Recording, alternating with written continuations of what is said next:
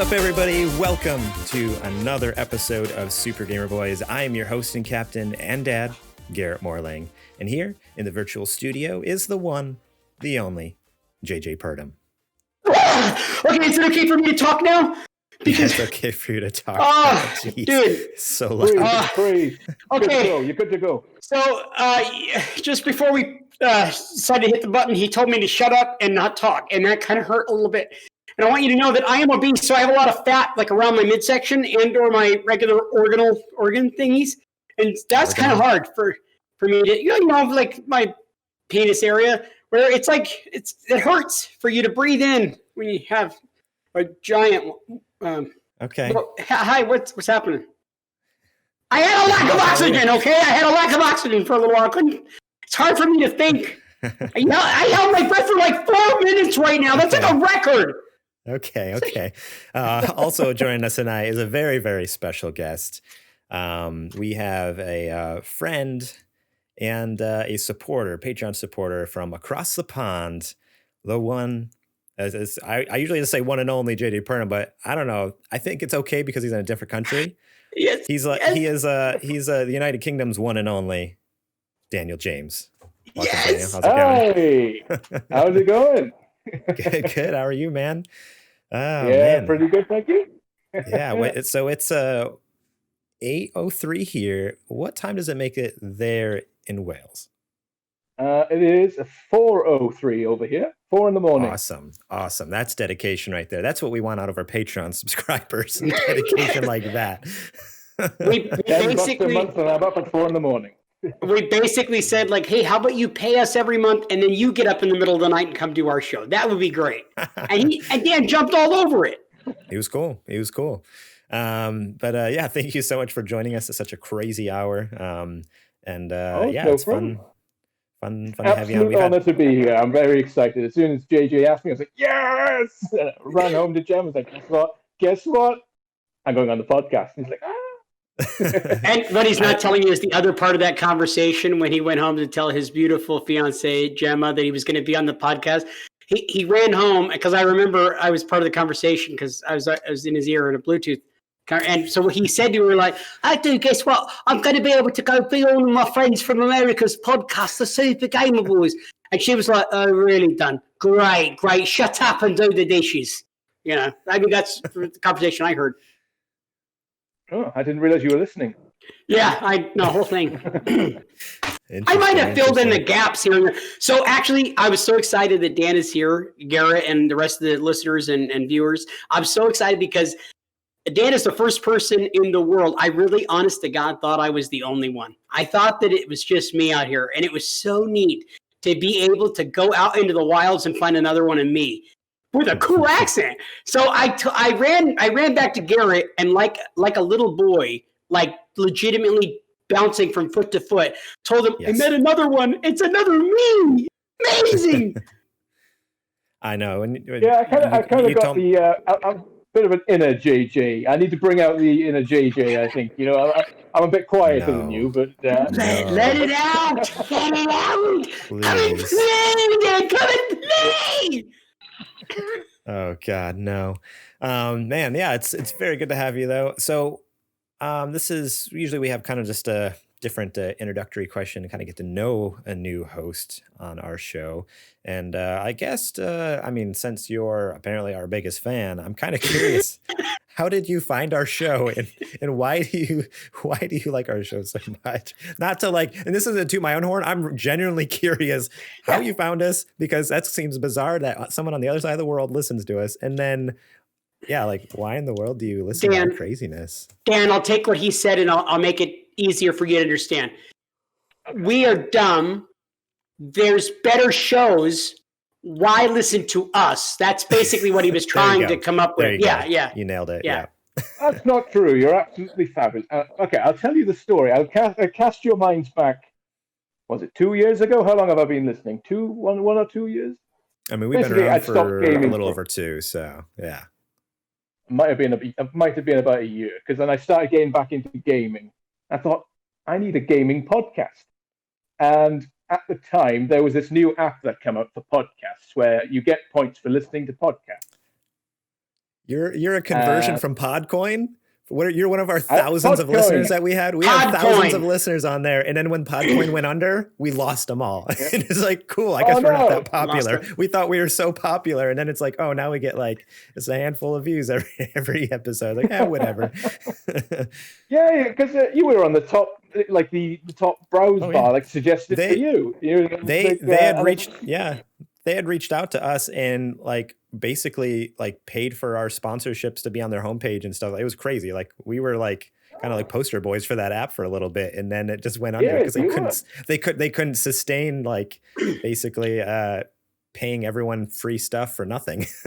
we did the podcast. We did the podcast for maybe 7-8 months, and the first few months were really not good. And some would say the next year and a half, really not good either.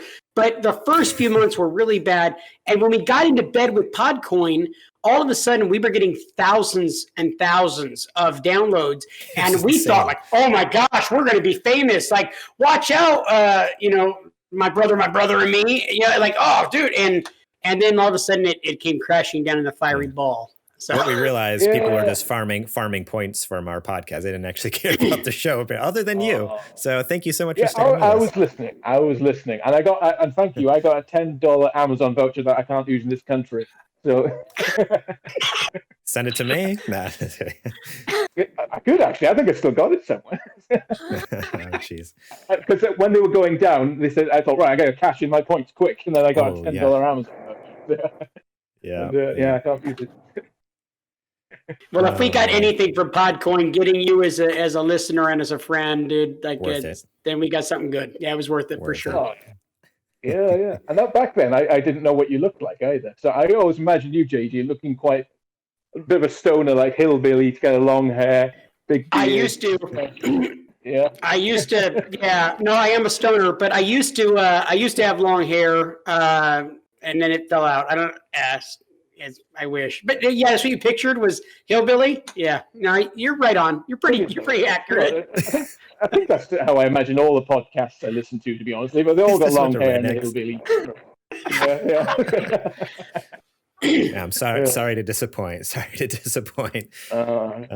enough. I said that to someone else, and that's exactly what they said to me. It's like I imagine he was long hair. Like, I think it was like a prog podcast. I commented on the YouTube, and they said, sorry to disappoint. I've had to say that after sex so many times. And I've also had to say, like, don't worry, like you'll be able to look yourself in the mirror again in a couple of weeks. So I've had to say that like so many times. But that's besides the point. We're here talking about video games.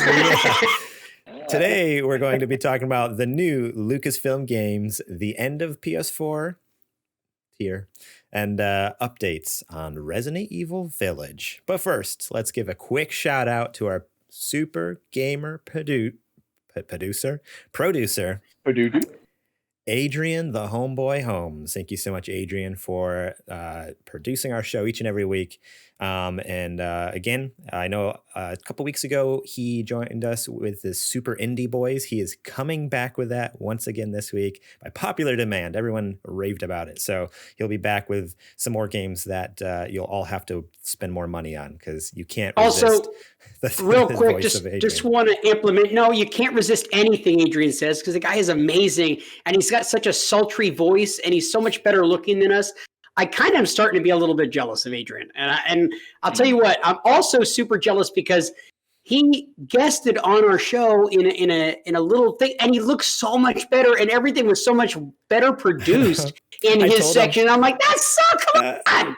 I told him, I was like, you brought the production value of our show up like 10 times just with that little like 2-minute segment. It was fantastic. I was like, do it every week because that part looks way better. You could have your own show, and I'm just glad that you're cool with just throwing in our show. Right? Yeah, he actually put the trailer in there. He had music. I'm like, oh man, he's way better at this than me.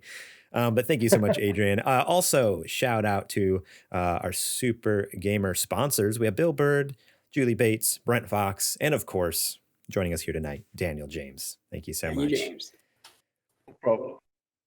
Alrighty, and if you want to get on that list, or just get other stuff for free, or not for free, get stuff early and ad free, I meant to say. Patreon.com/supergamerboys. It's not free. Otherwise, I wouldn't promote it. I mean, I didn't mean it that way. I'm not just greedy, Patreon.com/supergamerboys. You can support us over there, just $1 a month, and you get episodes early and ad free. And there's more perks from there. We'll talk about a lot more of that later in the show. But one thing I do want to mention, Super Gamer Book Club, that's a bonus Patreon show. You only get through Patreon. Last month they did Halo 4. This coming month they're doing Far Cry 3. So if you want to get in on any of those, plus we have prior episodes like The Last of Us, BioShock, a bunch of different games we've talked about. Support us, you'll get those. But like I said, we'll talk more about that later in the show. One last shout out. This episode is going to be coming out on Wednesday to the general public, but we're doing a community game night Wednesday night, January 20th, 8 p.m. Pacific time at twitch.tv/thesupergamerboys. We're going to be playing Among Us with you, the listeners and viewers on YouTube and podcast apps. So if you want to join us, the best way is to join our Discord. So it's supergamerboys.com/Discord. Join over there, and then you can get in touch with me and let me know, or just the night of. We already got a crew kind of started. A lot of people have reached out because I posted in the Discord earlier today, and we have about 7 people, I think, 8 people. But if we're needing 1 more, 2 more, something like that, just be chilling in the stream and the chat, and then when we call out, let us know, and we'll let you join in. So that's Wednesday night. We're going to be playing some Among Us with you guys. At least I will. I don't know if JJ will show up, but I'm sure he'll show up just to harass me. I will show up at some point and talk a little trash and then bounce. That's what I'll do for sure. Guaranteed. Yeah. Drop the bomb and leave. Yeah. I do that all the time.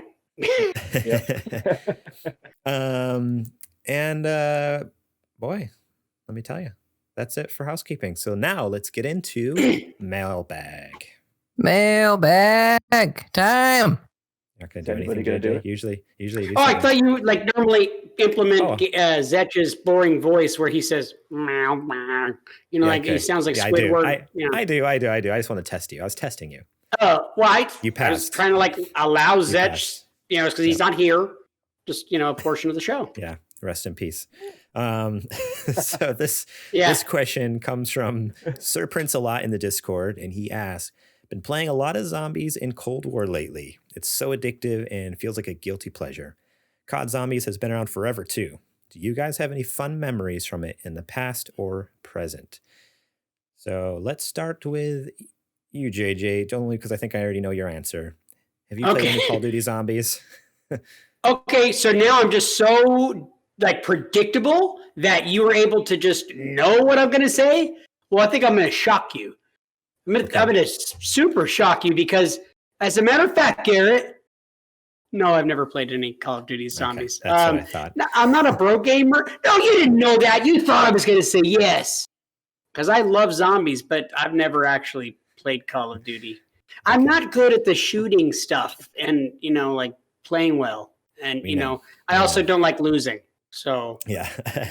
What about you, Dan? Have you played anything? Because it originally came out with Call of Duty World at War back in the day, Nazi Zombies, it was originally called. Have you played any iteration of the Call of Duty Zombies? Well, I'm going to shock and amaze you as well now. No, I've never played it. What? Oh, man. Am I the only one here? I love it. I was going to say because... I almost said because he's a true American, but he's not even an American. He's a true gamer. He's not a pro gamer. Okay. Well, Zombies is actually really good. Modern Warfare 2 was the last COD multiplayer I played. So, and that was what, 26? No.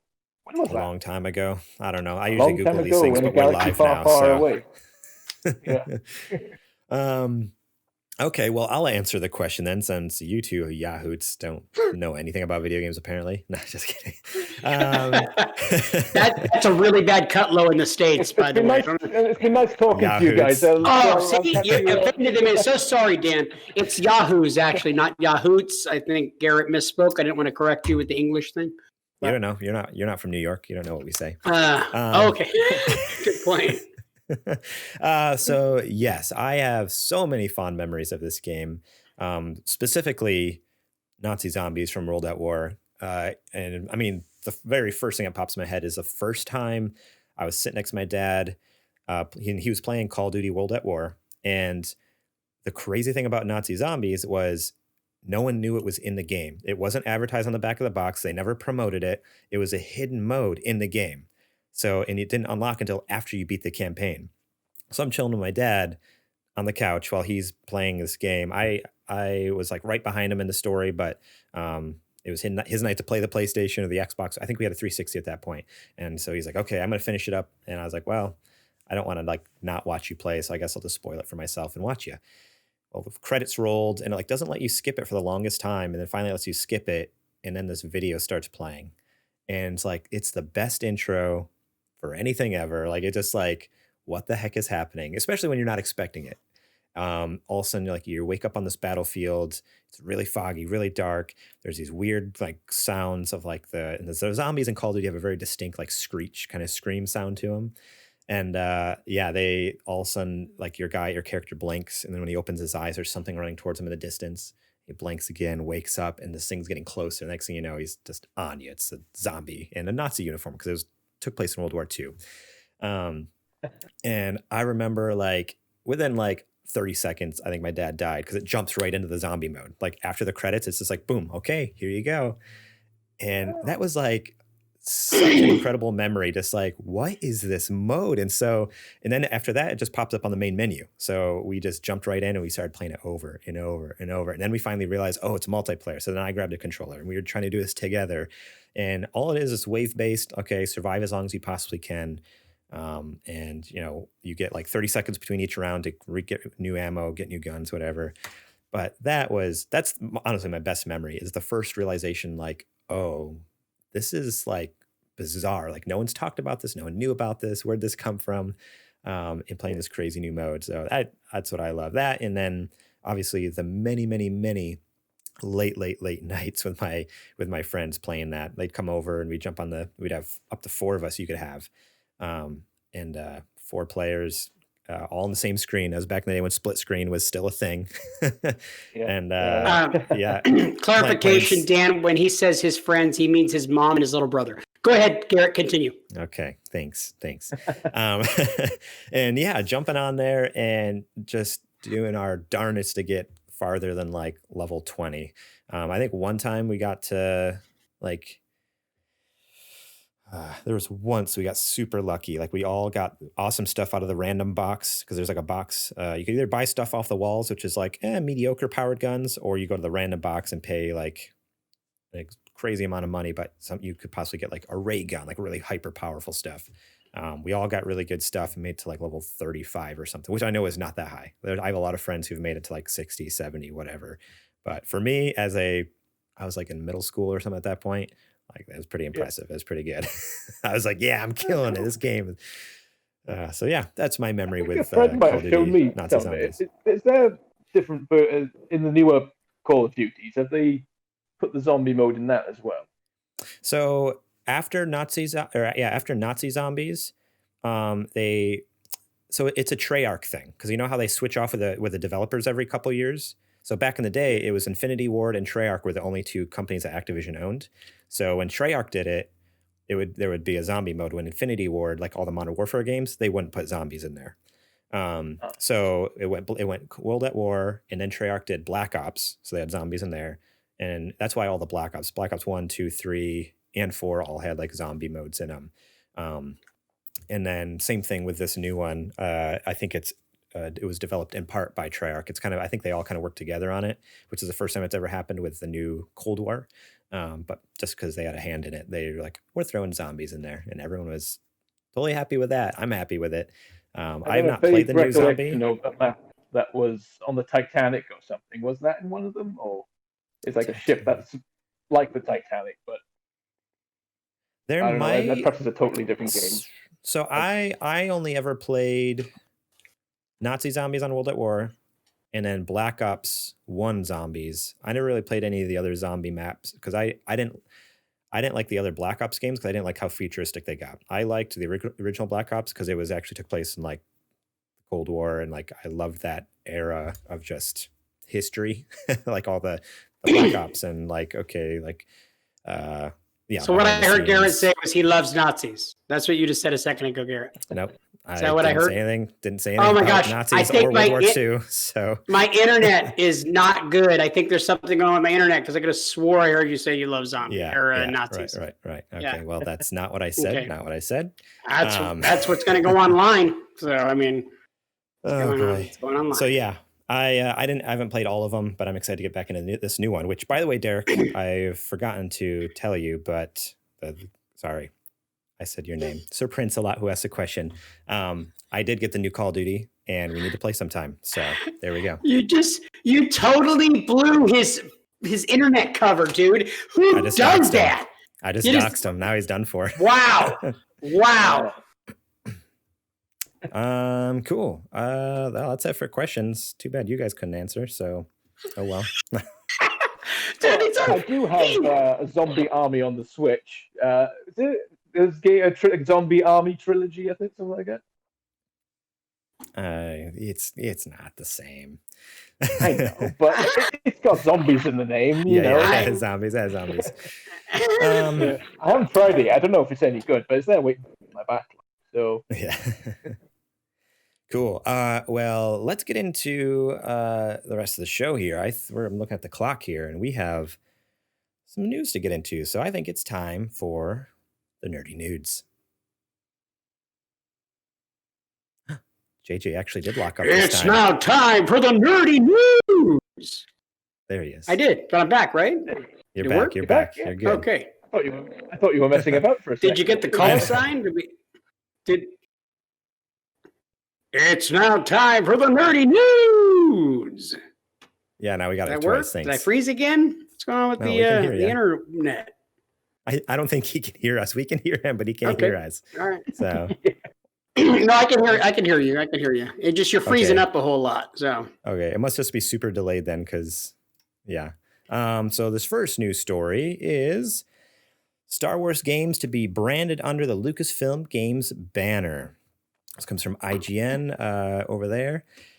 Star Wars games will now be brought under a single banner at Lucasfilm Games. Announced today on StarWars.com, the company revealed that Lucasfilm Games is now the official identity for all gaming titles from Lucasfilm, a name that encompasses the company's rich catalog of video games and its eye towards the future.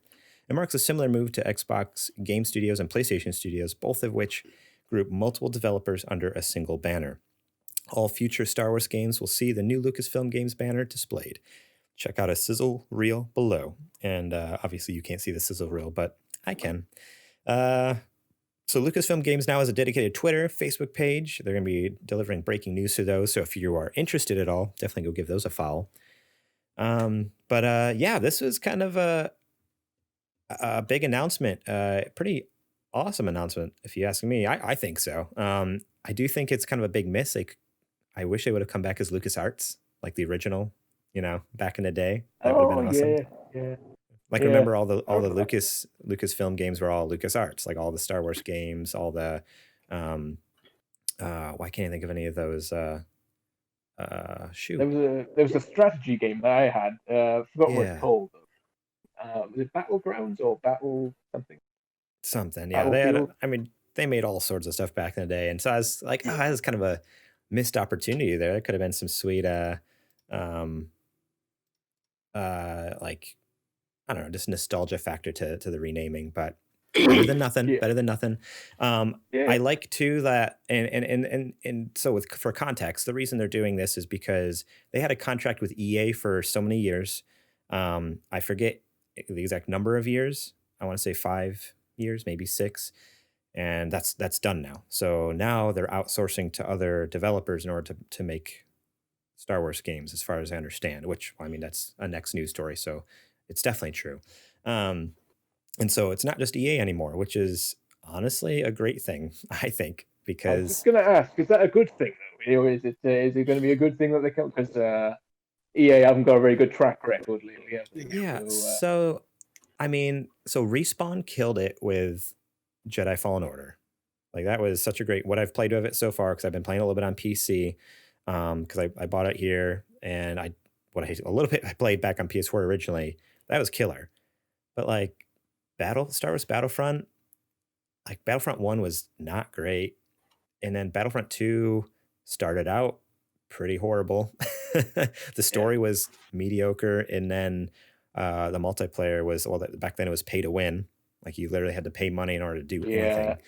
I don't know. What do you guys think? Do you think this is, Dan? Do you think this is a good move? Like, do you have much experience with the EA games there, or the Star Wars games? I'm not too exactly sure what to think of it. I probably don't fully understand what it means, but if it means that, was EA doing all of the games, or was it kind of split between different developments? I'm sorry, what was that? You cut out a little bit there. Oh, sorry. Was it exclusive to EA doing all the Star Wars games, or was it? Yes. Yes. So for the past like 5-6 years, only EA could do it. Where now they can outsource to everyone, which is what our next news story is. Is actually Ubisoft picking up a game, which is awesome. I think so. Yes. I think it's great news then, because yes, you would have told me this. Go ahead. Yeah. JJ? If you would have told me this 2 weeks ago, I would have told you, like, who cares? Star Wars people are nerds. And now I've totally changed my opinion completely, as Garrett is fully aware. I think I've shared on the show already. I've fallen in love with The Mandalorian. I've watched both seasons and gobbled it up like it was pecan pie. It was amazing, and it has fueled this nerddom in me for wanting more Star Wars content. I can't explain it. I used to always make fun of anybody who likes Star Wars, Star Trek, all that stuff, because that's for real nerds. I like wrestling. I like watching men pretend to fight in their underwear. But as far as, and preferably with oil and whatnot on them. But right. I just don't understand the whole Star Wars love until now. I get it, folks. I get it. I am the worst nerd now in the world, and I want desperately for that Mandalorian game to come in. I gotta have Baby Yoda, man. Give me some freaking Baby Yoda. Some Grogu. Right? Oh my God, I know what his name is. You said his name. You know it. That's how much of a nerd you are. That's Forgive me. Forgive me, Father. Oh man. So let's get into some of this exciting news, though. So new Star Wars game coming from Ubisoft's The Division 2 dev will be open world. So Ubisoft has announced it's partnering with Lucasfilm Games on a new Star Wars game. The development effort will be led by Massive Entertainment, the studio behind the Division series. Although little is known about the game, it has been described as a new story-driven open-world Star Wars adventure. The unnamed Star Wars title will be developed in the Snowdrop engine, which was most recently used by Massive for the Division 2. It's a versatile engine that, despite being created for open-world games, was also used for South Park, The Fractured Butthole, Mario Rabbids Kingdom Battle, and it's one of the several engines Ubisoft uses for its games, with the Assassin's Creed games using Anvil Next, blah, blah, blah. It's a lot of technical stuff. We don't really care, but we're getting an open-world Ubisoft game about Star Wars. I am so excited about it. I know a lot of people hate on Ubisoft, but I, for one, I'm really excited. Go ahead, JJ. What do you have? I am so sorry, but my internet is not great. It's kind of choppy back and forth. I could have swore you said fractured butthole a second ago, and I just want to see if that's what you actually said. It's fractured, but like B-U-T, whole, W-H-O-L-E. We are fractured, but we're whole, kind of thing. Fractured butthole. Okay. It's a play on words. The it's way fractured you heard butthole. it is how they wanted you to. That's exactly. All that's right. exactly. It's South Park. It's South Park. I really like that, and I was like, that was actually my nickname in middle school. So, the whole story I'll tell you another time, not on the air. Go ahead. Carry on. Okay. So I don't know, how do you guys generally feel about Ubisoft open world games? I know a lot of people there's a very wide range of opinions. Like some people absolutely love like Assassin's Creed and Division, stuff like that. I wouldn't call Division, I guess, a huge open world game, open-ish world. But some people love them. Some people absolutely hate them. They can't stand them, especially what Assassin's Creed has turned into. Or some people like the classic ones more, some people more modern. How do you feel? Like, Dan, have you played any Assassin's Creed or any of those recently, open world games? Played the first two. I haven't played anything after the second one. But I enjoyed Assassin's Creed. I like the first two. And I can't really speak for the more modern ones, which I really do want to get into it. But yeah, I got nothing against it. I really love a Star Wars open world thing. Have they done an open world Star Wars before? So, like to the Old Republic, the closest. yeah, way back in the day. It's been a long time since Yeah. we've seen anything like that. And there was supposed to be one, I think, like through EA that got canceled. Yeah. So this is interesting. Like they're trying to bring something back. We don't know. It probably won't be the same game, but it's an open world game just with a different developer. So I'm glad they can do that. What about you, JJ? Have you tried any of the Assassin's Creed or any other like Ubisoft game, open world? Yeah, Far Cry I even? played. I played a little bit of Far Cry. I played Assassin's Creed Origins, which I thought was pretty good as far as I got into the game. I didn't actually finish it. I know, I know, shocking, but I didn't actually finish that one. That's on my backlog. Check it out on discord.com/the Super Gamer Boys. No, just Super Gamer Boys. Okay. I don't know all the hashtags. That's fine. But find me on Twitter. No, is that not that portion of the show yet? Not yet. Okay. Just talk about the focus on the game. Focus on what you're saying. No, you know what? You're lost over here. No, Assassin's Creed Origins is great. I think it's fine. It's an Assassin's Creed game. They're all kind of the same. I think Valhalla looks kind of cool. I would think that a game from Ubisoft that's got Star Wars in there would be fantastic. I love the idea. After getting into The Mandalorian, like I would love to explore some of those worlds and in an open world concept.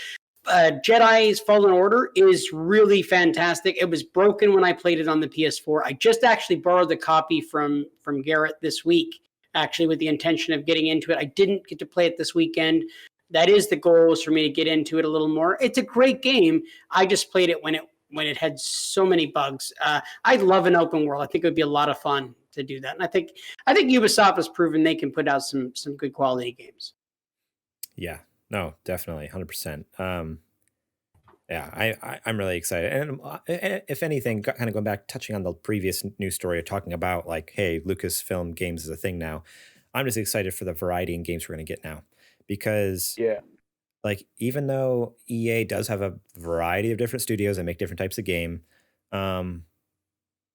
like we didn't get very many games, and then like honestly, I'm trying to think, like other than Battlefront and Jedi Fallen Order, like what else did they make? Like I think that's it. They did, didn't they? They do what? Sorry. I don't think they did they? Yeah, I'm all of a sudden having a hard time thinking like what else they did for Star Wars stuff. But so if you guys in the chat know, shoot it up there so I can see it. But I'm excited for the variety, because Ubisoft is killer at open world games. Why not give that type of game, like, of course, give it to Ubisoft. Don't force EA, although like they have BioWare, which does the Mass Effect games, great open world games. So BioWare could have done a Star Wars game, but they didn't. And so I'm just excited to kind of, that'll spread the bandwidth as well. It's not like one company trying to do so much with one IP. Hey, share the love a little bit with people who are just spectacular at their craft. Ubisoft's good open world. And then we have, this is the next news story, Indiana Jones game coming from Bethesda.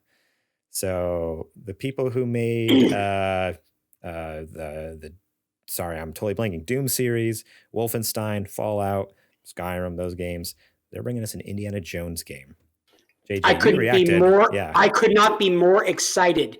And obviously, this is fresh excitement. You know, I didn't look at that crap you sent me in the email. You know, I never look at like notes. I find that I work better off the cuff, baby. And especially when we're live on Twitch, like we are tonight, you can't edit me. You can't stop me. And that's exactly why I don't look at your stuff. I want you to get real reactions all the time. That's awesome. Huge fan of Indiana Jones. Absolutely awesome. Harrison Ford's the man. Really, really love Kingdom and Crystal Skull. I know everybody hates on it, but I'm excited. I think that, seriously, I'm really excited. I know Dan's you can tell right now. Dan didn't like that comment you made about the Crystal It's the best one of all of them. I'll give you a pass. Dan, it's the best one of all of them. The best? Are you sure about that? No, I'm just kidding. Okay. No, come on. It sucked, but Last Crusade is the best of all of them. I love the first Indiana Jones. The first three movies were just amazing, and it's because of my love for those movies that I love the Uncharted games so much. And so that's kind of what I was hoping to to be able to play again and I feel like I've played through all the Uncharted games so often, but they remind me of a national treasure. They remind me of the Indiana Jones movies. And like, I'm excited that those are going to come to some games. I hope that we get that and get it sooner rather than later.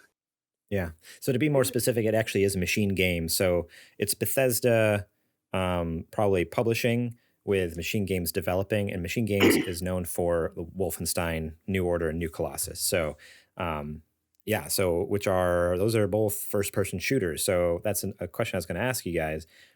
Do you think we get another first-person adventure game, which seems kind of weird for an Indiana Jones? Or do you think Machine Games try something different and they do the third person thing? Third person. I hope it's third person. You can't have like a Skyrim type thing with just a whip going around like this. You know, it just wouldn't be right. Right. I just imagine in all his glory. Yeah, couldn't agree more. I imagine almost like a like GoldenEye type situation, like back in the day, like 007. Even though that was a shooter, so it felt good, but just like I feel like nowadays trying to do like an adventure game first person like that would feel like very generic like that. Like it would just like feel very like stiff. Like third person games are just so much more I don't know, just play so much better with the adventure kind of type of game. Yes. Make it just feel so much more adventurous and terrifying when you're coming up to a cliff and you're like, whoa, there's the edge, like that type of thing. Yeah. So Bethesda did tweet out and said a new Indiana Jones game with an original story. So it's a new story. They're not like it's not a new IP off of any of the movies or anything. An original story is in development from our studio Machine Games and will be executive produced by Todd Howard in collaboration with Lucasfilm Games. It'll be some time before we have more to reveal, but we're very excited to share today's news. Now, one other question, and this is brought up in the article here, with Bethesda soon to be owned by Microsoft. If you all remember, at the end of last year, Microsoft bought them for like $7 billion. If this will be an Xbox exclusive, timed or full, but it seems very likely it'll launch on Game Pass. So people are like, this article speculates it'll more than likely come to Game Pass because it's a Bethesda game and they're owned by Microsoft now. But yeah, do you think this could possibly be a full out exclusive for Xbox, or do you think they just do the time thing, being like a bigger property? I hope it's really yeah, I would think that they're going to do a time thing. I think that, you wouldn't want to take, there's a lot of people that would pick that game up off a PlayStation, I think, depending on what quality the game is. And I think it would be silly to just do it on Xbox. But I could see it being an Xbox exclusive in the very beginning, and to potentially try to sell some of those, Series X's. Right. Dan, I'm not sure. Do you have an Xbox? Or are you strictly a PlayStation guy? At the moment, strictly PS4. I'm still scoping out for a PS5. Good man. Do it. I knew there was a reason we kept you around, because you're a PlayStation man. He's a winner. I have my uses, There we go. Yeah.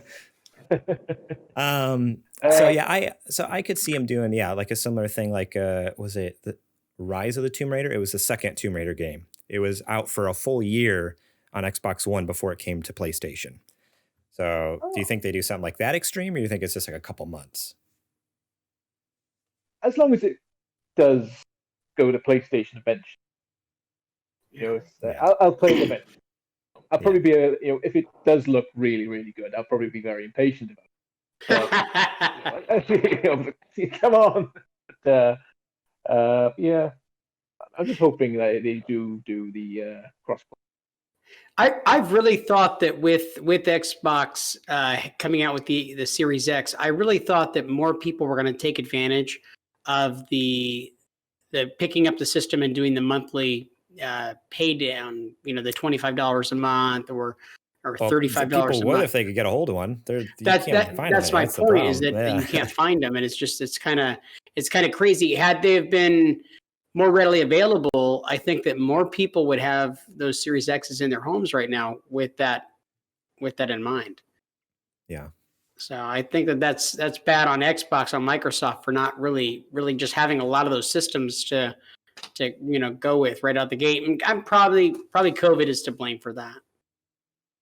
Yeah, no, I'm sure. There's also a little tidbit at the end of this article, which I did not see before. We'll also be getting a new Indiana Jones movie in 2022, which will conclude the character's story.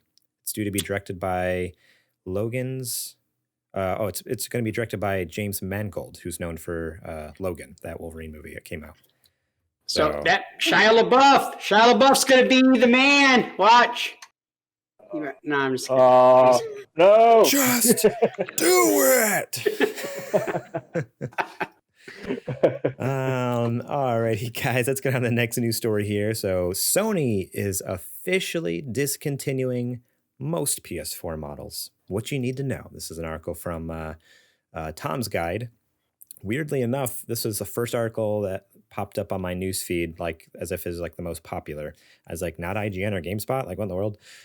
Tom's Guide, apparently though, writes, if not being able to find a PS5 wasn't bad enough, the past few months have also seen a shortage of PS4 consoles as well.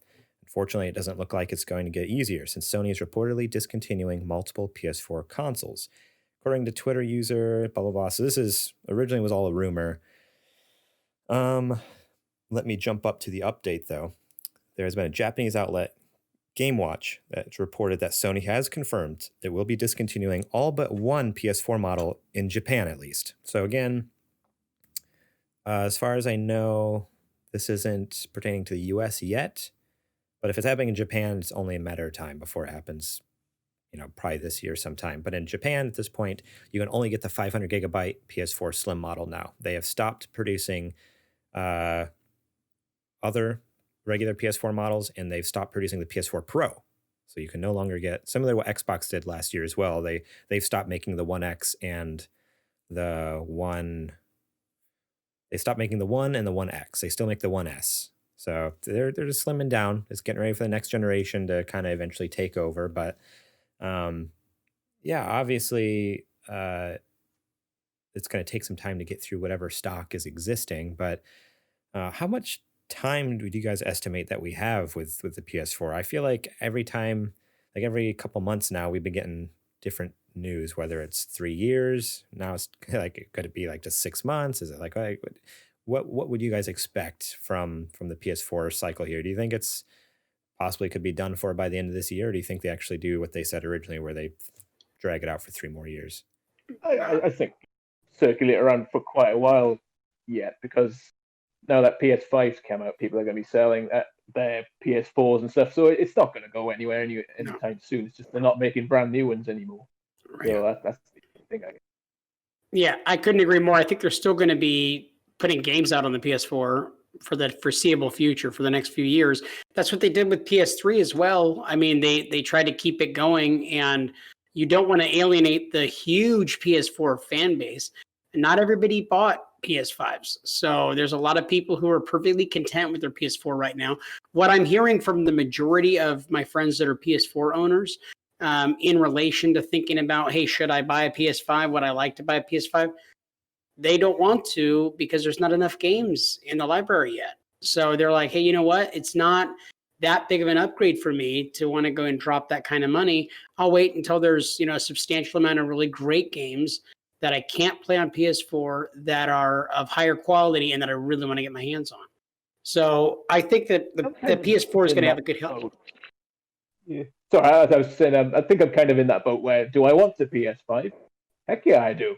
But am I happy with my PS4? I'm perfectly happy with it. Just that there's not much difference yet with the game, with the graphics quality and stuff like that. I'm not in no rush. When I get one, I'll get one. But I'm perfectly happy with my PS4 Pro. Yeah, the novelty of I have the newest, the latest, the greatest, that is where I'm at right now.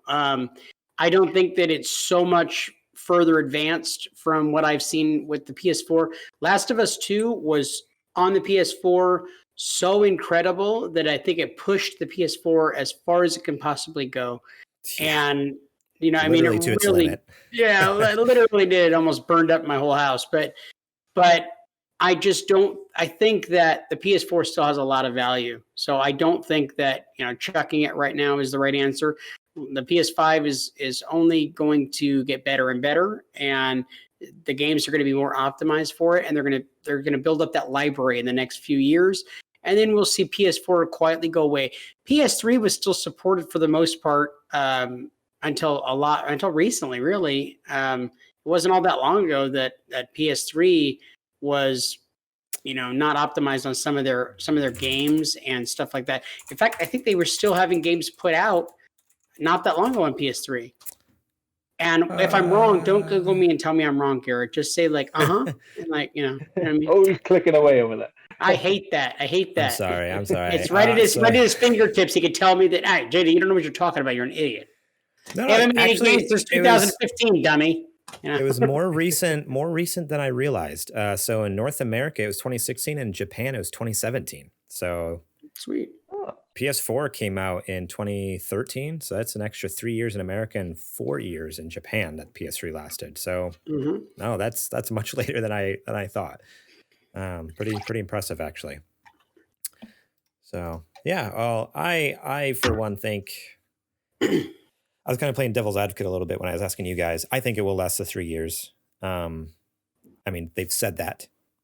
We're going to give, because they know they have how many, like over 100 million units out there in the wild. They're not just going to be like, see you later, money. Like, goodbye. Like, that's it. Yeah. People are still going to buy those, Exactly. So not only are they making bank on these PS5s that are in such high demand, but then if they can continue to feed the people who have either previously bought into the PS4 ecosystem or are now jumping in because they can't afford the PS5, don't hang them out to dry. That's over 100 million people that you're just like selling. And now that games are going up to $60 a pop, or I mean, sorry, 70. They're 60, and a lot of them are going up to 70. That was in a couple of the articles that I read about some of the what was it?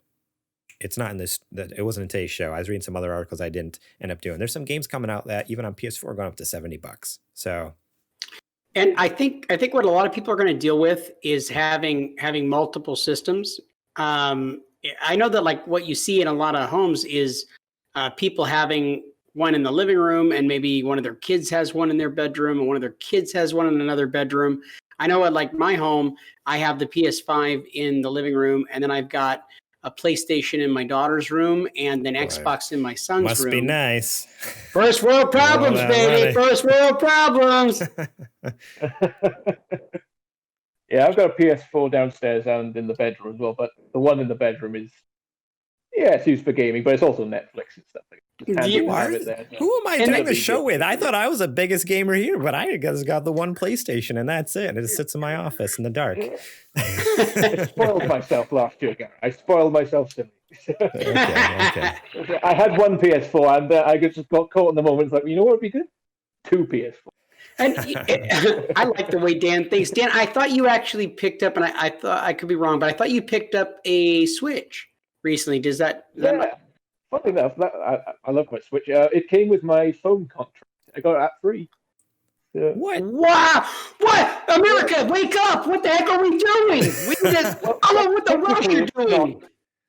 Technically, it's not free, really. I've got a mid-range Samsung, and I'm paying for the Switch instead of the brand new Samsung. So that's still worth it. Yeah, I love my Switch.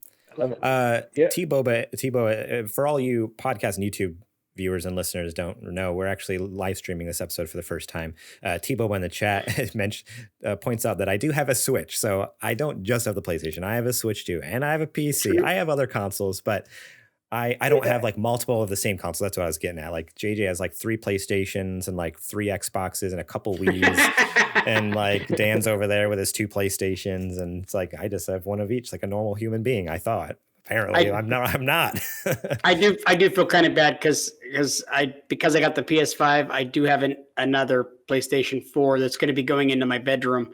So I'll have 2 PlayStations, a PlayStation 5, and the Xbox. It makes me sound like I'm rich, but I'm not. I swear.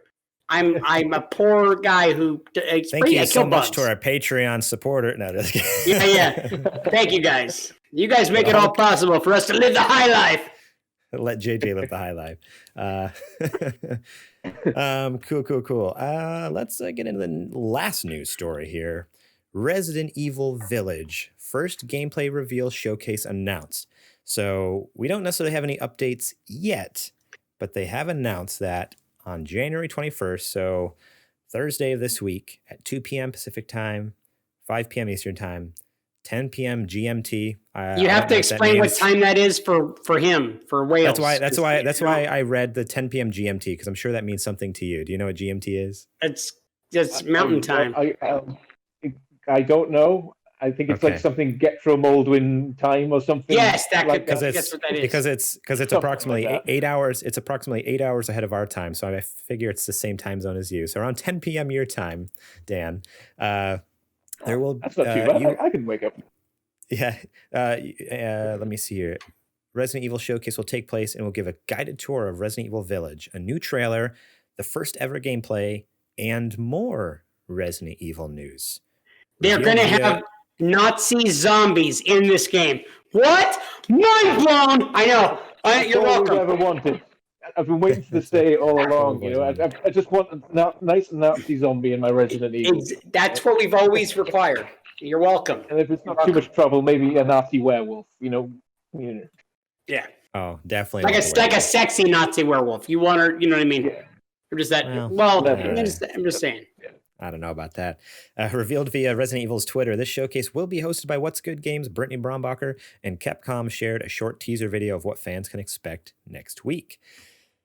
And then there's a tweet there, obviously, in the trailer. I've not watched the little trailer. Actually, might check that out later. I think it's just a few seconds, just little clips here or there. But it's not that long at all. You don't really get much out of it.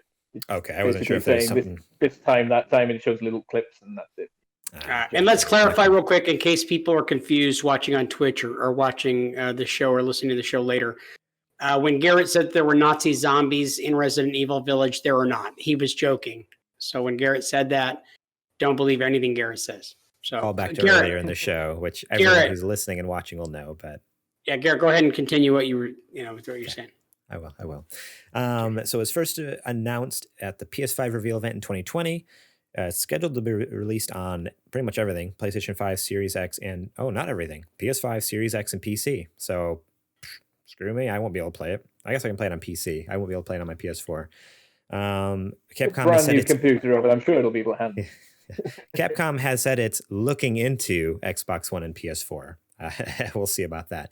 Capcom has since revealed a bit more about Resident Evil Village, including that it takes place in a desolate, snowy village, and that players will once again play as Resident Evil 7's Ethan Winters. So it kind of picks up from Ethan's story after 7, which is kind of neat. Fans of the horror franchise can look forward to much more open space than Resident Evil 7, as they will face off against gruesome creatures, including werewolves. So yeah, I'm really excited about that. And the main thing that stood out to me, I know you guys, or JJ is probably super stoked for Resident Evil Village and that information. What stood out to me was the and more Resident Evil news. Are we getting another remake? Are they going to announce Resident Evil 4 remake? I've heard some whispers on the vine. I don't know how reliable it is, but I think it's a remaster of the original PS1 trilogy. So not a remake, but probably an upscaling so you can play it on your console, or like an emulation type thing. So you can play Resident Evil 4 on the modern consoles, you mean? No, the original Resident Evil 1, 2, and 3. Oh, okay. The actual PS1 games. I think that's what I read. They do have... I know they've done that with the first one, Resident Evil. There is a Resident Evil HD. I don't know if they've done it with 2 and 3, other than the remakes. But that's interesting. Yeah, to do like a full trilogy, like all in one. I don't know, man. Resident Evil 4 is just so beloved. It is beloved, that game. But I'll tell you what. Right now, tried to play the GameCube version of it not long ago. It's unplayable. It's everybody loves that game, but it sucks trying to play that game now. Yeah, and that's what I'm saying. It'd be a perfect announcement to say, hey, we're remaking this sucker just like we did 2 and 3. Imagine that. Mm-hmm. Like, I might actually get all the way through it because I'm a fake gamer and I don't finish games. Especially when they're hard to control like that one was, because it's definitely a game of its time. Yeah, I wouldn't be surprised. I don't know. I think they might have talked about a show recently, and they might have just just finished filming like a TV show, right? A Netflix show or something like that. Yeah. Yeah. So maybe it might be about that. The Netflix show is animated. It's like a CG animated done net. And then the movie they've done is an actual live action movie. And they've just finished wrapping up on the live action. So, I wasn't aware that there was an animated CGI version. I didn't know that. Yeah. I'm not too sure what it's about, but I know it's got all the characters from Resident Evil in there. So very cool. I see it right here. Yeah, September of 2020, Netflix announces the original anime series, Resident Evil. Sweet. Wait, what? No, sorry. Let me read the whole headline. Yeah, Resident Evil Infinite Darkness. It's a Resident Evil anime coming this year. What? That sounds awesome. It does. Breaking news. There's a Resident Evil anime on Netflix. And then, because the thing I saw, the live action thing I saw was, I didn't realize it was a movie. I thought that was a TV show. So apparently there's a movie and a TV show coming, which is awesome. Sweet. So maybe we will get a first look at that. That gets me a little excited, but not as excited as Resident Evil 4 remake. Like, that would be so awesome. But, well, they may as well do it at this point. They've done the other two. Yeah. Right? Just keep on going. Why not? Yeah. Capitalize on the love of those games right now and get it done. I would like to see a full-blown remake like they did for 2 and 3 for Part 1, because I still think that Part 1 in the Mansion is a great game. And it's so hard to play in its state right now. It's so hard. It's even the HD version, like the tank controls and everything with the moving of the cameras. It's really, really hard to play based on how we play video games now. But I could see that getting stripped down to bare bones, down to the studs, and just getting redone up. And I think that would be fantastic. But I'm really excited about Resident Evil Village, because 7 was great. Ethan was a phenomenal character. That game was so freaky and scary. And I know it's part of the PS Plus collection on PS5 right now. And I can't wait to dive back into that, when I have time. I'll never have time. But I think that Village is going to be great. Like, it just looks fantastic. I've had people who are not video game fans sit next to me and watch that trailer for that game and really be impressed by thinking that that's a TV show that's coming up. Like, no, that's a video game, like an incredible looking video game. It has such a different look compared to other Resident Evil games, at least in my opinion. I don't know, maybe because I know there's like some other side stories like Resident Evil, Code Veronica, and like different things like that. I've never played those. I always just played, the mainline ones. And it just looks and has like it's such a different feel. And honestly, like watching that first trailer, I love how it's playing off of. So in Resident Evil 7, for the first half of the game, I don't know if anyone else thought this. I was like, oh, this is going away from the whole like scientific virus thing. This is getting supernatural now. This is getting creepy. This is getting weird. Like there's like demons, like demonic stuff going on here.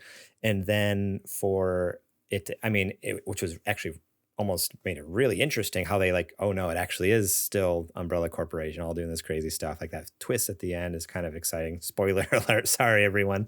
Good job, Garrett. Great. Now the game's unplayable. Good stuff. Dan, I'm sorry about that. I know you'd never played the game before. Garrett with his big loose lips. Sorry. But so for this one, to watch a trailer is like, oh, they're really playing heavy into like, this seems very much, again, supernatural, something weird going on here, like ghosties, demons, something like that. And again, there's like flashes in the trailer though of like the Umbrella Corporation symbol. And it's like, okay, like obviously they're going to tie it in. It's all scientific. It's all viruses, experiments gone wrong. But I love that they're just playing into that, because I enjoy a good spooky horror game instead of so much of just like it's scary because it's tense. It's scary because it's also like, spooky and weird and unknown and stuff like that. So yeah, I'm excited for Village. I'm excited to see what we get on Thursday. I have total faith that they're going to do a good job with it, because I don't know what the heck is going on in the trailer. I don't know what it's going to be about. I know it's got Ethan in it, but I think after number 7, I love number 7. I thought, let's go for it. When it comes out, I'm gonna enjoy it. I just love Resident Evil. For sure. I just looked over at the chat, and Sourceful TV says, "Can't wait for the Nazi zombies in Resident Evil. Thanks for breaking that story. Just told all my friends." Yes. and then just at that last part, he put a crying baby emoji in there and says, "Man, I finally bought it. I finally bought it today, and you went and did that." Talking about me spoiling the game. So there you go. Sorry, Ensource. Wow. ruining everyone's day today. Apparently, I'm just having one of those days, huh? Yeah. So Resident Evil 7 is actually the first game that I got to see on the PlayStation 4. I hadn't seen any and on VR. And on VR, I had not seen any games on PlayStation 3 or 4. I had a lot of people tell me about. I played on the PS2, but I had people tell me, "Oh man, you got to play The Last of Us, the best game you've ever played," and blah blah blah. Like people who were video game fans telling me, "JD, it doesn't matter that you don't like video games. You would love this game. This game will like destroy you. It's the best game ever. It's incredible." And when I got to see video games on the PS4 on the VR, Resident Evil 7 was that first look into that world, and it just completely blew me away. We actually have video on YouTube that we could probably share on our YouTube channel. I know I've got it on there that Garrett filmed me playing VR for the first time in 2016. Just I don't know when in 2016, but I played that game and I screamed like a little girl the entire time. The kitchen demo was what we taped. Yeah. So it's not of the game itself. It's just of me playing it. So you get to see me like legitimately almost have a heart attack. Like, I mean, my chest was squeezing. I swear to God, no lie. Chest was squeezing. I was having pains, hard time breathing. I thought like, oh man. And I'm squealing and like, our boss's mom was in the room and she goes, "Is he crying?" Like she thought I was crying, but I was like, it's the best. Absolute terror. Absolute terror. Complete terror. I cannot wait to play Resident Evil Village. So, and it's going to have Nazi zombies. So, I mean, hell yeah. You know what I mean? Oh man. Cool. Well, that's it for the nerdy nudes today. Next up is Adrian Holmes coming at you with the Super Indie Boys. That's a working title. We haven't quite. I need to do some research, make sure no one else has that name to officially lock it in. But yeah, for now, we're calling it the Super Indie Boys. So tune into that right now. If you're listening and watching later, if you're live on Twitch, you're not getting anything. Sorry, guys. What's up, Super Gamer fam? It's your boy back at it again with the hot indie picks for your face. All right, let's get into it. I don't got a whole lot of time. First up, the wonderful world of sports comes home in the form of super sport matching. You and 3 other athletes can team up or go head-to-head in a variety of sports, including track and field, sumo wrestling, and basketball. But there's a twist to each game. Like the sumo match being, a pillow fight. Or the weight toss, when they swing the weight around and they throw it. It's called cappy toss in the game. So you actually use capybaras as the weights. It's awesome. Pick it up. It's on Steam or the eShop for Windows.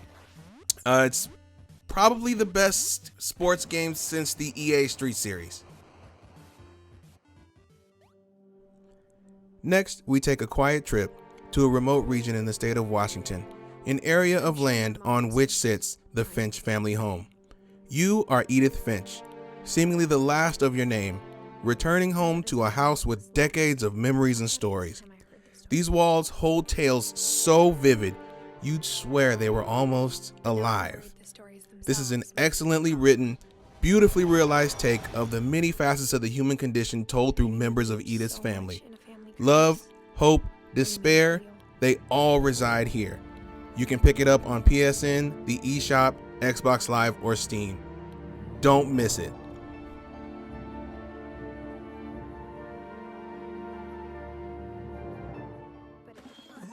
Last, but certainly not least, you're going to need all hands on deck for this one, and I really mean all hands on deck. Heave Ho is a co-op riot that involves you and your teammates trying to make it to the other end of the stage. The trick is that you're going to need your hands. That's right, you grab other players' hands and swing and throw each other across the stage to try to make it to the other side. Trust me, it's much trickier and far more hilarious than it sounds. Grab onto your friends and get going. It's on the eShop and Steam. Ready? 3, 2, 1, let it go. Go.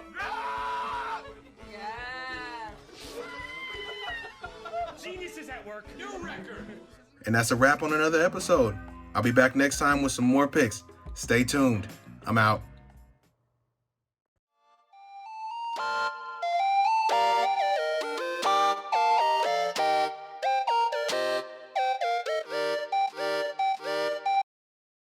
Alrighty, guys. So if you haven't already, please go check us out at patreon.com/supergamerboys. You can head over there and support us for, like I said earlier in the show, just $1 a month. And with that one, that very bottom tier, you get the episodes early and ad-free. So this episode that we're recording right now, normally everyone gets it on Wednesday. You're going to get it the night that we record it / stream it. That's another thing we're doing now. We are streaming it live. It's going to be a little rough. That's kind of like the the deal. Yeah, as soon as we finish recording, we delete it, the VOD off Twitch. That way you guys get sole exclusivity after that up until Wednesday when it goes live to everyone else. So that's just $1 a month. You get that. $5 a month. You get that same perk plus the show notes early, so you can actually see what we're going to be talking about. That way you can read the news articles, read the questions, whatever, and you have access, the ability to actually comment on the Google Doc there. And if you ever want to leave your thoughts, comments, concerns on a question, on a story, on whatever, if there's a story that you think we missed, leave it on there. And I'd be more than happy. I'd love it, actually. It doesn't happen often, but I'd love to read those on air. So, and if you'd like to, you could also, for $5 a month, you can write the stuff that he reads off of the teleprompter. And you know what? He'll read whatever's on the teleprompter. He's kind of like Ron Burgundy from Anchorman, because you could put anything on there and he will read that crap for merely $5 American dollars or pounds or francs or euros. I'm not really sure how that works. I don't know. I don't know. So I don't know the conversion. We're not really good with the whole math thing. It's not our deal. Dan is on the show today. He's supporting us at $33 a month. I'm not really sure what the conversion of that is, but it means he partially owns half of Garrett's dog. And if you want, for $33 a month, you can have nudie pictures of Garrett's dog sent to your telephone discreetly behind a paywall. Carry on with the ad. It's basically our own OnlyFans, but for my dog. Our $10 a month level, that's our sponsor level. That's where you can get all those previous perks plus the shout out on the show, just like Bill Bird, Julie Bates, Brent Fox, and of course, Dan James. I want to call you Dan Jam Gent because that's what your name on Discord is. I always default to that. And everybody who is sponsoring us and producing us gets one photo of my third nipple. And check it out. That is science. It's a fact. I actually have a third nipple, and each one of them get one photo unadulterated with my third nipple. So if you want that, $10 a month. Yeah, look, I will show it to you for free right now. Nope. No. We also have our Patreon producer tier, where we have the lovely Adrian Homeboy Holmes, who supports us at that $15 a month, and he gets all the previous perks. Plus, basically, he owns the show. Like, he really is our boss. Like, JJ pretends he's my boss. It's not true. I actually am JJ's boss. He doesn't acknowledge it, though.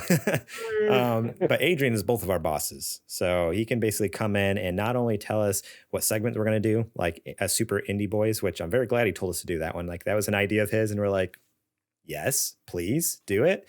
Yeah, you can also join us on the show, and yeah, you're just overall cool dude who helps support us at a higher level to help us make cool content for you. So that's what the Patreon is all about. If you want to know why you should support us, it's so we can do stuff like this, stream on our episodes live. It's so we can do more shows. We've been doing bonus episodes you can only get through Patreon, like our Super Gamer Book Club.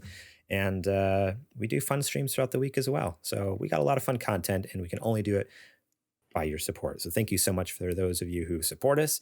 And please, if you're interested, you can support us over at patreon.com/supergamerboys to help us take over the world. As our old ad, remember our podcast ad that we recorded? I think it's still live on the other HP Video Game Podcast. You know how we're part of a podcast network? Yeah, we're part of a podcast network, the HP Video Game Podcast Network. Well, right now our commercial runs, and it's you talking about world domination. It's a little weird. Maybe we should update it according to the times. I don't remember it, but I still want to take over the world, and I still think it's possible. Okay, cool. Yeah, I'm glad every you now feel and that again way. your German accent comes through. Oh, that's right. That's right. I do remember now. Yeah, Okay. Yeah. But I think it's time to get back into the show now.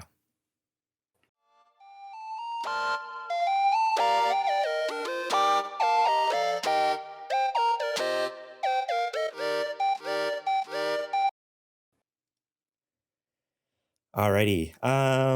Welcome back, guys. Garrett was talking about a welcome third back. nipple the entire time. Yeah. I'm so yeah, sorry. you It got really uncomfortable. We're glad to have you guys back on the show. We had a little ad break, and of course, we had the super indie boys. Adrian, man, he looks really good. He looks like he's been losing weight. I love you, boss. And by the way, first boss that hasn't sexually harassed me, love the guy. Like Yet. We don't know. Right. True. I'm sorry, Adrian. I don't know why I said that. I immediately regretted it. Well, when he meets me, he's going to be like, that guy is kind of delectable. You know what I mean? I understand. Alrighty. It's time for What You Playing, boys. So let's start with Dan, the guest of honor. What have you been playing? Oh, okay. I think I've been playing 3 games. I've been playing Horizon Zero Dawn, which is awesome. It's beautiful, beautiful game. And I've been playing I played the expansion for Zelda Breath of the Wild, which is also very. It's like I always thought it's going to be like, it's going to be a few extra items and all that, but it actually gives you full things to do, like a full new little adventure to do, which is.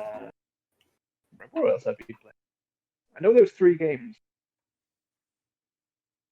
Nope, can't think of it. How large is that Breath of the Wild expansion pack? I mean, I know it's like almost another full little game. Is it like another, I think it's about 9 gigabytes, something like that. Oh, okay. So it's not huge, but about how many more hours did it add to gameplay though? Like, is it actually like another 20, 30 hours or something, or is it just like 5 hours of puzzles and you're done? I'd say it's a good 24 hours.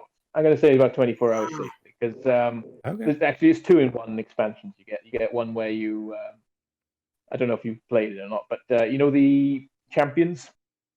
Oh yes. The animals, the big mechanical animals thing, basically expands on that a little bit, and then there's another one that makes your master sword more powerful. It's a whole thing that. That's always a little thing. I haven't finished it yet, but that's right. Yeah. Nice. That's a good few more hours. Yeah, that's awesome. I had played quite a bit of Breath of the Wild. I didn't get a chance to finish it, and then I let a friend borrow it about a little over a year ago because he got a Switch it was right before Christmas of last year. And I'm like, oh, dude, you got to play this game. It's awesome. I gave it to him, and I have not seen that game since. He still has it. I know he has it. He hasn't lost it or anything. And I've seen him multiple times. I always ask him, hey, how's Breath of the Wild? Have you started it? He's like, nah, dude, I haven't had any time. I'm hoping just he's like, I'm waiting for a chance just to be able to sit down and just go to town on it for a week and just destroy it. I'm like, okay, cool. That's fine. And I am such a non-confrontational, just hunk of jello. I'm such a pushover. I'm just I'm not one to be like, hey, can I have my game back? I'm like, oh no, it's cool. Yeah, just keep it. You're fine. It's fine. Just hang on to it. Hey, Garrett, I'm not sure if you're aware. I'm right here. Why don't you just say I loaned the game to JJ and he won't give me the crap back? Why are you doing this thing like a friend of mine? Dude, I'm right here. Stop being a jerk, man. You think I'm that dumb? I didn't borrow that game from you, but that could apply to all the other games I borrow from you and never give back. Yeah, no, I've lost track of the games you've borrowed from me and not given back. That's my long game. That's how I do that. Yeah. So I that's exactly how I got my Breath of the Wild copy. I borrowed it off a friend, and I never gave it back. And in the end, I just bought it off him. So it's nice. I'm not going to get that back. Just have it for your birthday and just give me £20 for it or something. Okay. That's awesome. I played that game to death. I absolutely love it so much. 20 pounds of what? Cheese, bread? Rocks. Yeah, cheese and Welsh cake. Yeah. Okay. Oh man, love it, love it. We don't have paper money or anything like that like you guys. I was Very really weird. I got very concerned when you started telling him how you then paid for the game that you didn't give back. I almost like jumped like, that's not, if we could just keep that to ourselves. We don't want him to think that that's how it works, because I want him to feel like, I can't really ask for it back. So then he just gives me the game. Yeah, you know That's what? how I'm gonna start. I'm gonna request you an amount of money on Venmo. You don't need to disclose to the internet what the amount of money is, but it's about what I'm estimating all the games you owe me. So yeah, I just send it over to you now. Look in your Venmo later. You just accept it when you have the chance. Send me that money, and it will be all good. You can keep the games. You bet. Hey Dan, do you think I could borrow a couple of pounds? Yeah, sure. I'm not too sure what the import-export tax is going to be. We'll figure it out. We'll figure it out. Alrighty, JJ, what have you been playing? So I have not played any of the PlayStation 5 over the last couple of weeks. Yeah, I know, shocking. But you're one of the few lucky ones in the entire world to have a PS5, and you're just like, I don't need to play that thing. Screw it. Now, even worse, the last 3 days have been nonstop. I came home Friday night after work, and I played with my son, and I have been playing Super Mario Wii on the Nintendo Wii, and that's all we did all weekend. Now, I had lots of plans of things to do, some painting, some work. I went to the Home Depot. I picked up some paint. I never touched the rollers. I never busted it out, but I sure busted out playing some Mario and Luigi with my boy. And we played all through the weekend. And in fact, right before I came down here to do the podcast, I got done making dinner, did my exercise and stuff, sat down, was gobbling my dinner. And my son's like, "What's up, Dad? You gonna play with me?" And I'm like, "Why? I have a Zoom meeting I have to do in 20 minutes. And then I have the podcast 30 minutes after that." Yeah, let's go ahead and get in a good 20 minutes. So I'm playing while the Zoom is starting to go off, and I'm like, all right, here, you take the control. I gotta go. So yeah, dude, loving playing the old classics like that. And it's such a fun family game where everybody kind of gets involved. Like my oldest daughter, who totally thinks that everybody's uncool, is down to come in and play a couple of rounds of Super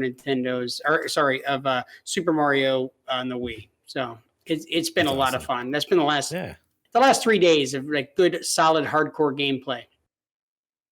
Dude, that's awesome. Yeah, it's you said on the Wii, correct? New Super Mario Brothers on the Wii. Yeah. I love New Super Mario Brothers on Wii. I love the art style of it. I love the mechanic. Like, it's just designed for co-op too. Like, have 4 people bopping around, floating around the little bubbles every time you got hurt. You're just floating around. So frustrating, but so much fun. It's so frustrating, and it's so much fun at the same time, but it's so frustrating because like he and I are playing, we've got the 2 controllers going, and like he'll knock into me and it cause me to die, and then I'm like, what the heck? And like that happens to him, and we're killing each other accidentally, and it's like, dude, just bubble, and like let me do it. It's a whole lot of that. Dad, bubble. Dad, just bubble. And I'm like, I can do it. It's I can do it. Trust me. So much fun. Give me a chance. Oh man. I have been playing some, we do 2 weeks now in between episodes. So you would think with all that time to play games, I would have played so many games. I haven't played that many games. One night I played some more Raft. I am really enjoying Raft. I know I've talked about it before. I've already explained what it is. You all know what it is. Yes. So I streamed it last Monday. So so we usually record the podcast on Monday nights, but since we do it every other week, in the off weeks, I've been streaming on Twitch, playing some games. Usually my brother will join me. We'll do something. So yeah, if you ever see Hazel Beef joining me, that's my brother. We've been going through Raft.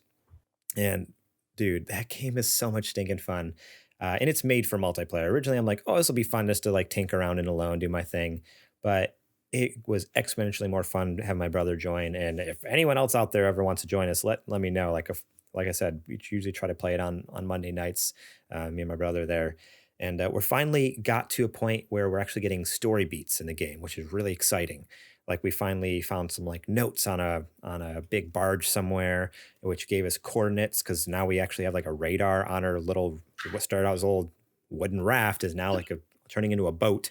And we can type in coordinates and find islands and then find more story and little notes and stuff in books. And it's just really cool because it's like it scratches that itch of just like a survival game with no point while also having, a point and something you're working towards if you want it. Um, Having a blast with Raft. Jumped into some Warzone because if you guys don't know, last Wednesday, Garrett, your boy, got his computer back. Oh man, I haven't celebrated so hard in such a long time. I might have celebrated more for the arrival of my new computer than I did of the arrival of my second son. It's true because I saw all the emails that went out and yes. and all the pictures of you cradling it and stuff like that. It's a PC. It's a PC. It's yeah. It's a boy announcements. It's a PC. I was very excited. So of course I loaded up some Call of Duty Warzone and was playing with a friend of the show, Dan Elliott. He's been on shows in the past while he's streaming. I haven't streamed. I am not.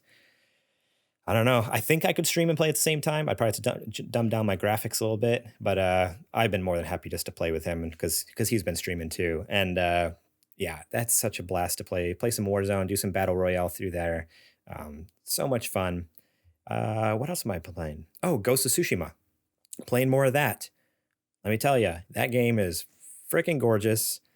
And the mechanics, the combat, so good. I love how you have the option to either go full samurai and you know what? I'm going to fight with honor and dignity. And I'm going to like walk in there and face to face, man to man, mano a mano. We're going to fight. No cheating. No, we're keeping it clean here.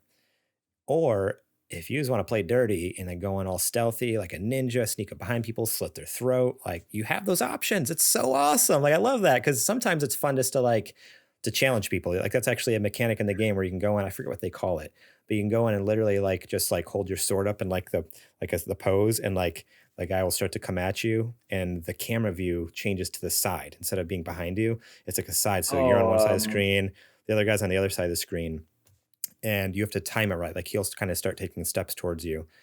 And then when he starts to attack, you kind of counter it and it's like a one-hit kill.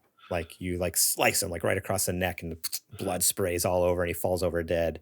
Oh, it's so satisfying. You get the timing just right to get the one kill. Oh man, it's just so beautifully made, so fun to play. It feels good. It feels like a Sony first party game. It really is such a perfect game. I'm loving it. Not perfect game. It's started that one. Sorry, okay. I actually started that one and because I had Horizon on the go as well. And Far Cry 3, that's what I've been playing.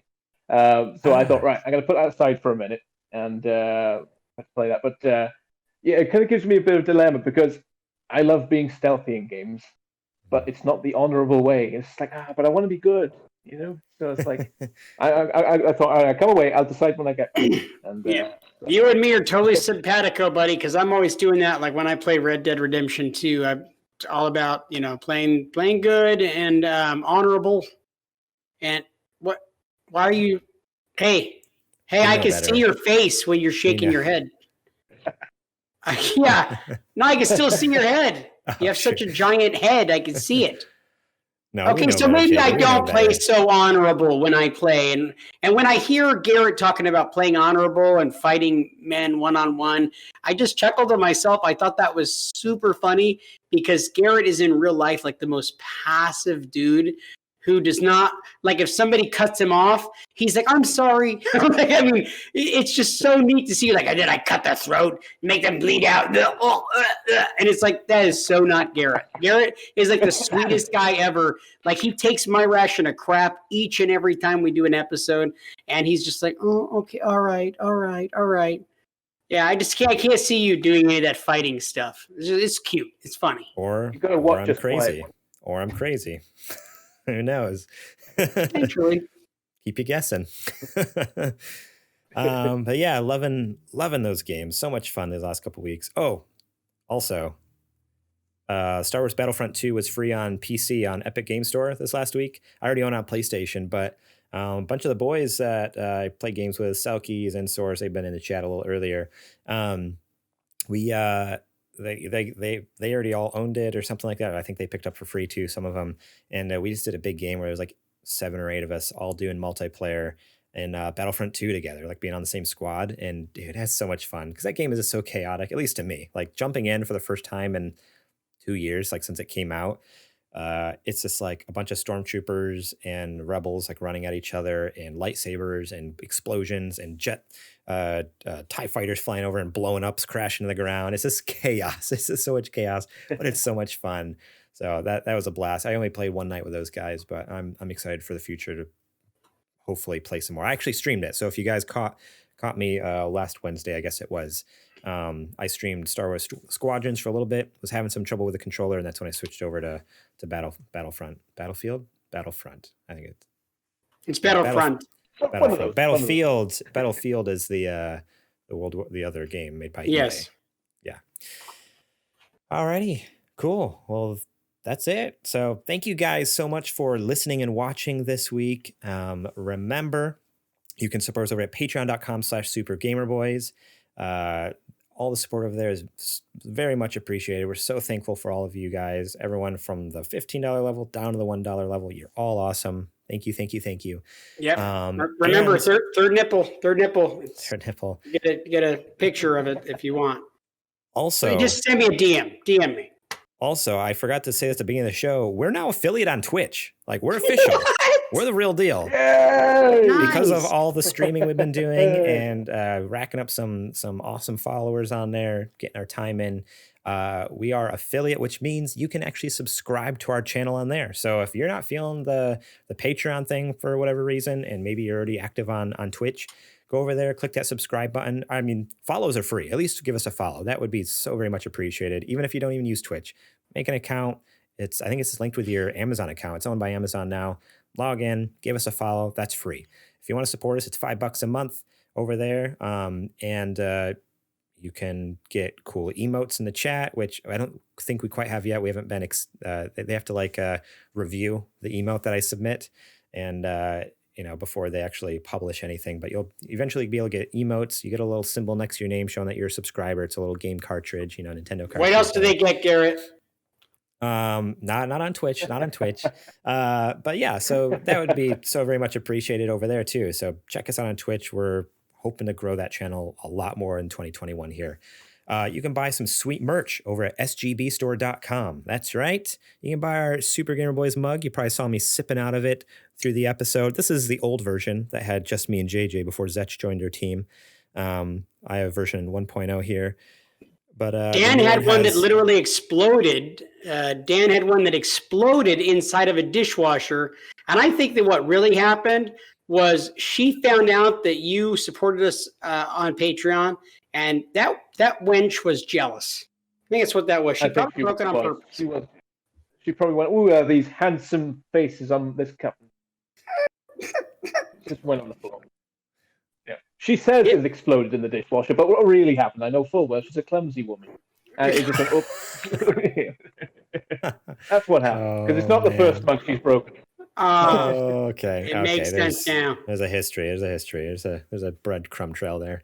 Mm-hmm. Remember, you can rate and review us over on your Apple Podcasts is preferable if you can. If not, whatever your podcast app of choice is, rate and review us there.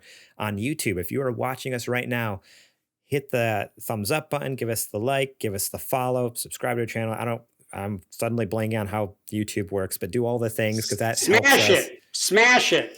Yeah, smash something down. Smash that like button. Give us a good follow. Make sure to look at us on youtube.com / is it Super Gamer Boys? Is it Super Gamer Boys? So because we since we don't have 100 subscribers yet, we don't get the vanity URL. So until we get 100 subscribers. So what we really need is for people to go subscribe.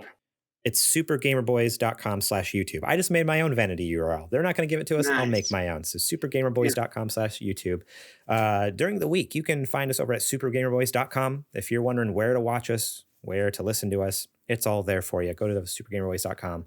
Twitter and Instagram @supergamerboys. Give us a follow over there. Facebook.com/supergamerboys. You can like our page. I am on Twitter and Instagram at @gmorlang. JJ's over on Twitter and Instagram at JJ Purdom. And Dan, do you have anything you would like to shout out? You want people to give you follows? You have some gold on your social media, but it's up to you if you want to share it. Oh, I do try. Yeah, I'm on Twitter and Instagram, Danny Silly Socks. Yeah, that's it, really.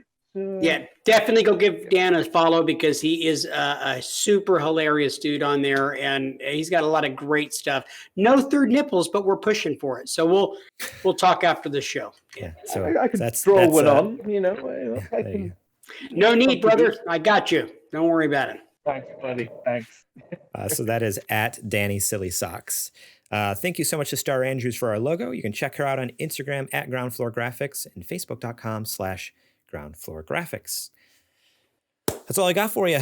That's all it. right. We've kept him up for far too long. Ladies and gentlemen, once again, actually for the first time, joining us here on the Super Gamer Boys, this is Dan James. Daniel, you're the man, and he's got some silly socks on. I currently have only one sock on because I couldn't find the other one, and I have a third nipple.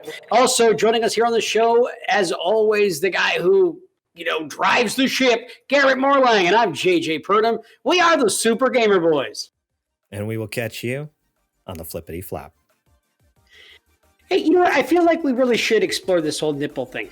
I feel like this is maybe one of those avenues where we can probably make some money. So I feel like it should be a Patreon too. You just think about it. Hey, think about it. We'll talk about it. They can still see and hear us.